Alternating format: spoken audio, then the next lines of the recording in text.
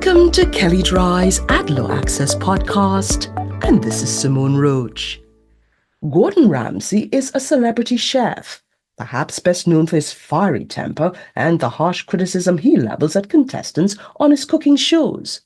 If Ramsay judges that food isn't cooked properly, that the texture is off, or that presentation is less than perfect, he is likely to yell at the offending chef and maybe even throw the food across the room. That can make for good TV, but does it make for a good commercial? Not when NAD is doing the judging. In a series of ads for Welch's fruit snacks, Ramsay steps into the role of chief fruit officer and compares Welch's snacks to competing snacks.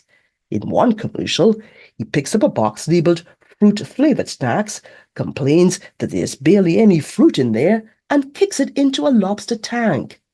In another commercial, Ramsay tastes the competing snack, spits it back into the box, and throws the box out the window.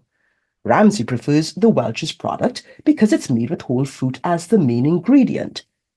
General Mills challenged the ads, alleging that they communicate an unsupported, implied claim that competitive fruit-flavored snacks are worthless garbage because they don't contain whole fruit like the Welch's fruit snacks. Welch's countered that, unlike competing products, their snacks contain at least 50% puree made from various whole fruits, and that its ads simply highlight the distinctions between Welch's fruit snacks and other products in an entertaining and humorous manner.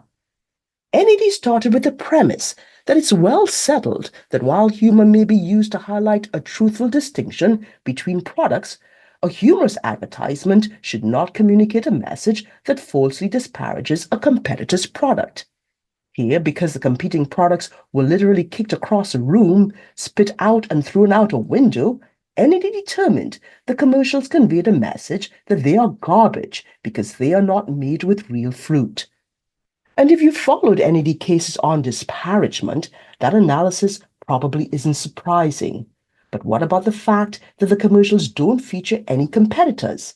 Instead, the commercials just depict a generic box labeled fruit-flavored snacks. NAD wrote that it's also well settled that an advertisement need not identify a specific competitor or competing product for it to be falsely disparaging.